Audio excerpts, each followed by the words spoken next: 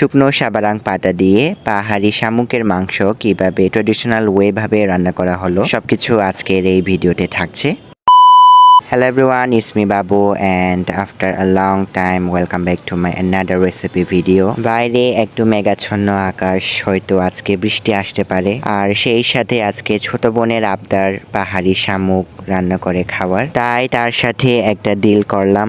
আর ডিলটা হচ্ছে এমন, আমি মাংসগুলোকে বের করে দেব এবং সবগুলো আইটেম সাজিয়ে দেব, কিন্তু রান্না করার সময় তাকে রান্না করতে হবে। ব্যাস, যেমন কথা তেমন কাজ। আমি শামুকগুলোকে কিন্তু একটু আগে সেদ্ধ করে রেখেছিলাম হলুদ লবণ দিয়ে। তো এখন এই খোলস থেকে মাংসগুলোকে বের করার পালা।